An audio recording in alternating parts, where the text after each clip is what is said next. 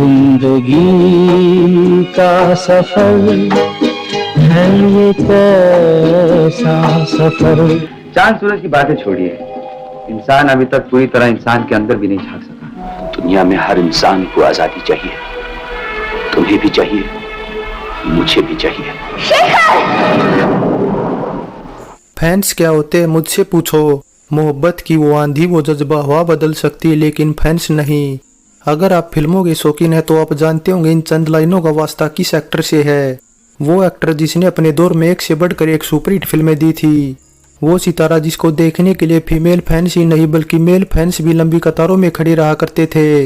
इसके अलावा वो सितारा जिसने जिंदा दिल कैंसर का किरदार ऐसे जिया कि जिसने भी देखा वो आज तक नहीं भूल पाया। जी हाँ, हम बात करें हिंदी सिनेमा के पहले सुपरस्टार राजेश खन्ना की, जिन्हें सुपरस्टार का तमगा ऐसे ही नहीं मिला बल्कि उनका स्वगात भी बड़े बड़े सितारों पर भारी पड़ता है। उनका गुरु कुर्ता तो लाखों लोगों की पसंद बना था। इसके अलावा भी ऐसे पहले सितारे भी थे जिनके हेयर स्टाइल को नौजवानों ने कॉपी किया, और साथ ही ऐसे भी पहले सितारे थे जिनकी फोटो से लड़कियों ने शादी की थी। वजह थी मोहब्बत में हर इंसान का। जो दर्द राजेश खन्ना ने फिल्मी पर्दे पर पेश किया उसमें उनकी जीत की दुआ करने वालों की तब कमी नहीं थी। हालांकि फिर बाद में इस सारे प्रेमी की नकल करने की कोशिश अमिताभ बच्चन से लेकर शाहरुख खान तक ने खूब की, लेकिन इस सफर में उनसे कोई आगे नहीं निकल सका। मालूम है, लोग बीमार को देखने क्यों आते हैं? वो इसलिए आते हैं कि उसे देखें और अपने आप को खुशकिस्मत समझें। अब राजेश खन्ना की फिल्म सफर को रिलीज हुए 50 सालों से ज्यादा का वक्त गुजर चुका है, लेकिन सफर के बारे में बातें शुरू करने से पहले थोड़ी सी बात आज की पीढ़ी को उस दौर की भी बता देते हैं जब फिल्मों में काम करना लाखों नौजवानों का सपना हुआ करता था। हालांकि ऐसा सपना आज भी करोड़ों युवा देखते हैं, लेकिन तब फिल्मों में काम पाने का तरीका अलग था। 7 बड़े निर्माताओं ने हिंदी फिल्मों के लिए नए हीरो तलाशने के लिए कंपटीशन रखा था, और इस कंपटीशन में अव्वल नंबर पर राजेश खन्ना रहे थे। लेकिन राजेश खन्ना के बारे में तब भी एक बात काफी दिलचस्प थी कि वे किसी बस या ऑटो में सफर नहीं करते थे। उस वक्त भी उनके पास एक शानदार MG स्पोर्ट्स कार हुआ करती थी, जो तब मुंबई की सड़कों से गुजरती थी तो लोग दीवाने हो जाया करते थे। वैसे राजेश खन्ना का बंगाल प्रेम भी जग जाहिर है। हालांकि शादी भले उन्होंने गुजराती परिवार में जन्मी डिम्पल से की, लेकिन उनका पहला प्रेम रही वो कहानियां जो भद्रलोक से निकल कर बाहर आई थी, यानी ड्रामा रोमांस से भरी सफर फिल्म असित सेन की 1956 में आई एक बंगाली फिल्म चलाचल से इंस्पायर्ड थी। और राजेश खन्ना, फिरोज खान, शर्मिला टैगोर, अशोक कुमार, IS जौहर, अरुणा ईरानी और नादिरा जैसे तमाम फेमस कलाकारों की बजाय फिल्म सफर का असली हीरो इसकी कहानी ही थी। आशुतोष मुखर्जी के नोवेल पर असित सेन ने चलाचल के लिए जो स्क्रिप्ट लिखी थी उसी में थोड़ा बदलाव करके उन्होंने इसे सफर फिल्म में इस्तेमाल किया था। हालांकि हिंदी फिल्मों में इस फिल्म के डायलॉग असित सेन की बजाय इंदिरा आजानंद ने लिखे थे। जब देश में अकाल पड़ता है तो लोग यज्ञ करते हैं और यज्ञ में आहुति डालते हैं। अब सफर फिल्म 1 अक्टूबर 1970 को रिलीज हुई थी, और इस फिल्म की कहानी कुछ वैसे ही शुरू होती है जैसे बाद में राइटर सलीम जावेद ने अपनी फिल्म दीवार की कहानी शुरू की थी। एक मौत के जिक्र से शुरू हुई कहानी का फ्लैशबैक सफर की कहानी को उधर भी ले जाता जिधर से बाद में फिल्म चांदनी के हीरो का सफर गुजरता है। अब सफर फिल्म को अगर आप पूरी देखोगे तो पाओगे कि यह कहानी दरअसल नीना की है, और वही इस कहानी का मेन आधार है। देखा जाए तो नीना पर कुछ वैसे ही आरोप लगते हैं जैसे इसके बाद सुशांत सिंह राजपूत के सुसाइड के बाद रिया चक्रवर्ती पर लगे थे। जहां फिल्म में नीना गिरफ्तार हो जाती है वहीं रियल लाइफ में रिया चक्रवर्ती को गिरफ्तार कर लिया जाता है। वैसे दोनों में थोड़ा फर्क भी है, और वो ये है कि रिया के केस में कोई भी लव लेटर नहीं है। जरा सोचिए, जब काका राजेश खन्ना और फिरोज खान ने एक साथ सफर फिल्म में काम किया था तो क्या हाल रहा होगा, क्योंकि उस दौर में राजेश खन्ना की तरह फिरोज खान भी अपने आगे किसी को कुछ नहीं समझते थे, जबकि इसके उलट सफर में उनका राजेश खन्ना के मुकाबले कोई बड़ा किरदार भी नहीं था। फिरोज खान एक तरह से सेकंड लीड एक्टर थे, लेकिन जब फिल्म रिलीज हुई तो राजेश खन्ना की तरह फिरोज खान को भी खूब वाहवाही मिली। वैसे शूटिंग के दौरान ही राजेश खन्ना बाप गए थे कि उन पर फिरोज खान भारी पड़ने वाले हैं, जिसके बाद फिल्म रिलीज होते ही उनका शक हकीकत में भी बदल गया था। कहा जाता है कि फिल्म के रिलीज के बाद फिरोज खान की खूब तारीफ होने लगी थी। उनकी एक्टिंग की भी लोग काफी सराहना कर रहे थे, जिससे काका थोड़े तो असहज जरूर हो गए थे, लेकिन फिर उन्होंने ये सोचकर इग्नोर कर दिया कि फिरोज खान उनके स्टारडम के आगे कुछ नहीं है, क्योंकि इतनी तारीफों के बाद भी फिरोज खान को लीड रोल नहीं मिल पा रहे थे, जिसके बाद उन्हें खुद का प्रोडक्शन हाउस खोलना पड़ा था।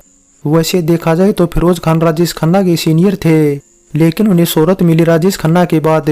ऐसे में राजेश खन्ना ने उन्हें कभी अपना कंपटीटर नहीं समझा। अब राजेश खन्ना का फिल्मी सफर जहाँ 1966 में आई फिल्म आखिरी खत से शुरू हुआ था, वहीं फिरोज खान का 60 का दशक शुरू होने से पहले ही शुरू हो गया था। वैसे जानकारी के लिए बता दें कि राजेश खन्ना और फिरोज खान ने इससे पहले 1967 में आई फिल्म औरत में साथ काम किया था, जिसमें दोनों ही साइड हीरो के रोल में थे, और फिल्म भी बॉक्स ऑफिस पर कुछ खास कमाल नहीं दिखा पाई थी। अब राजेश खन्ना का क्रेज फैंस के बीच उनकी फिल्म सफर के दौरान कैसा था, इस बात का खुलासा फिरोज खान की मां का रोल कर रही अभिनेत्री नादिरा ने अपने एक इंटरव्यू के दौरान बताया था। उन्होंने बताया कि सफर फिल्म के रिलीज के दौरान जब राजेश खन्ना की कार मुंबई की अप्सरा टाकीज पर रुकी तो फैंस ने उनकी कार को घेर लिया था, और काका जब अपनी कार से उतरे तो चारों ओर उनका ही नाम गूंजने लगा था। वैसे जानकारी के लिए बता दें कि सफर राजेश खन्ना की लगातार 17 हिट फिल्मों में से एक थी। वैसे राजेश खन्ना का क्रेज उन दिनों कुछ ऐसा भी था कि उनकी फिल्म जिस दिन रिलीज होती थी उस दिन स्कूल और कॉलेज के स्टूडेंट बंक करके उनकी फिल्में देखने जाया करते थे, और डिम्पल भी उनके ऐसे ही फैंस में से एक थी। अब डिम्पल की उम्र तब महज 13 साल ही थी, और उन्हें सफर फिल्म इतनी पसंद आई थी कि वह राजेश खन्ना से मिलने का मन बना चुकी थी। डिम्पल बंगले पर भी पहुंच गई थी, लेकिन गार्ड ने उन्हें अंदर नहीं जाने दिया। वैसे गार्ड के समझाने के बाद भी जब डिम्पल नहीं मानी तो गार्ड ने पुलिस को बुलाने की भी धमकी दी थी। ऐसे में फिर राजेश खन्ना से न मिल पाने के चलते डिम्पल कई दिनों तक रोती रही थी, जिसके बाद फिर उन्होंने हीरोइन बनने का भी फैसला कर लिया था। और जब डेब्यू फिल्म बॉबी से वे रातों रात मशहूर हीरोइन बन गई तब डिम्पल ने अपनी जिंदगी का सबसे बड़ा फैसला किया और 16 साल की उम्र में खुद से करीबन दोगुनी उम्र के राजेश खन्ना से शादी कर ली। ऐसे में जो गार्ड कभी उन्हें अंदर नहीं घुसने देते थे, इसके बाद उन्हें सलाम करने लगे थे। कानपुर के मुशीर आलम और उनके दोस्त मोहम्मद रियाज ने बतौर प्रोड्यूसर तब सफर फिल्म से पहले ट्रेजेडी किंग दिलीप कुमार और शायरा बानो के साथ बैराग फिल्म बनाने का फैसला किया था, लेकिन जब बैराग कुछ वजहों से डिले हो गई तो सफर फिल्म बतौर प्रोड्यूसर उनकी डेब्यू फिल्म बन गई। वैसे सफर फिल्म का आइडिया लेकर मुशीर आलम राजेश खन्ना से मिले थे, और तब दोनों ने साथ बैठकर फिल्म चलाचल देखी थी, जिससे ये फिल्म इंस्पायर्ड थी। ऐसे में राजेश खन्ना को फिल्म काफी पसंद आई थी और इस तरह मुशीर ने फिल्म शुरू कर दी थी। इसी तरह मुशीर आलम असीत सेन की ममता फिल्म देखकर भी काफी इंप्रेस हुए थे, और फिर वैसे भी जब मुशीर ने फिल्म बनाने का प्लान बनाया तब असीत राजेश खन्ना के साथ फिल्म खामोशी बना रहे थे। वैसे मुशीर आलम और मोहम्मद रियाज ने सफर के बाद कई फिल्मों को प्रोड्यूस करने की प्लानिंग की थी, लेकिन सफल नहीं हो पाए, जिस वजह से उनकी अगली फिल्म महबूबा जो राजेश खन्ना के साथ बनी थी 1976 में रिलीज होने वाली दूसरी फिल्म थी, और जबकि बैराग जो कभी डेब्यू फिल्म होने वाली थी वो महबूबा के बाद 1976 में जाकर ही रिलीज हुई थी। इतनी जबरदस्त परफॉर्मेंस के बाद काका राजेश खन्ना सफर फिल्म के इकलौते ऐसे लीड स्टार थे जिन्हें 18वें फिल्म फेयर में कोई नॉमिनेशन नहीं मिला था, जबकि फिरोज खान को बेस्ट स्पोर्टिंग एक्टर के लिए, शर्मिला टैगोर को बेस्ट एक्ट्रेस के लिए और असीत सेन को बेस्ट डायरेक्टर के लिए नॉमिनेशन मिला था। लेकिन इनमें अवार्ड केवल असीत सेन ही जीत पाए थे, जो कि उनके करियर का फिर इकलौता जीता फिल्म फेयर अवार्ड भी था। हालांकि असीत को इससे पहले 1966 में आई फिल्म ममता के लिए नॉमिनेशन से ही संतोष करना पड़ा था। वैसे राजेश खन्ना को नॉमिनेशन क्यों नहीं मिला तो इसके पीछे की वजह थी फिल्म सच्चा झूठा, जिसके लिए उन्हें बेस्ट एक्टर का नॉमिनेशन मिला था और अवार्ड भी जीतने में सफल रहे थे, जो कि राजेश खन्ना का जीता पहला फिल्म फेयर अवार्ड भी था। अब डायरेक्टर असीत सेन गीत संगीत में भी कोई और कसर छोड़ने के मूड में नहीं थे, इसलिए उन्होंने कल्याण जी आनंद जी को संगीत की और गीत लिखने की कमान सौंपी थी इंदिवर को, जिनके लिखे सफर फिल्म में 5 गीत रखे गए थे और 5 ही सुपरहिट थे। जीवन से भरी तेरी आँखों तुमको तो पसंद वही बात है।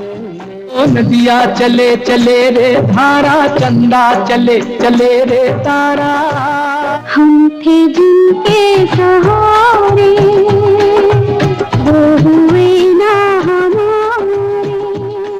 वैसे जानकारी के लिए बता दें कि जिंदगी का सफर गीत को कल्याण जी आनंद जी के भाई बाबला ने कंपोज किया था, जो कि अपने भाइयों के लिए दुनिया बनाने का काम करते थे। बताया जाता है कि जब कल्याण जी आनंद जी को किसी भी गीत को कंपोज करने में परेशानी आती थी तब बाबला ही मदद करते थे, इसलिए न जाने कितनी बार बाबला ने कल्याण जी आनंद जी को मुश्किल से निकाला था।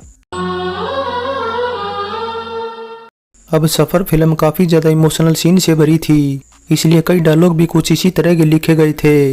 वैसे फिल्म का वो डायलॉग तो आपको याद ही होगा जिसमें राजेश खन्ना कहते हैं कि मरने से पहले मैं मरना नहीं चाहता।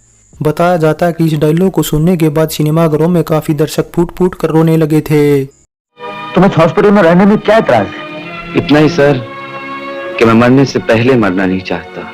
फाइनली सफर फिल्म के लिए डायरेक्टर असित सेन ने राजेश खन्ना की सिफारिश पर उस दौर के बेहतरीन टेक्नीशियन अपनी फिल्म में लिए थे। साथ ही शालिनी शाह ने भी राजेश खन्ना के साथ साथ फिरोज खान के लिए भी बढ़िया ड्रेस तैयार किए थे।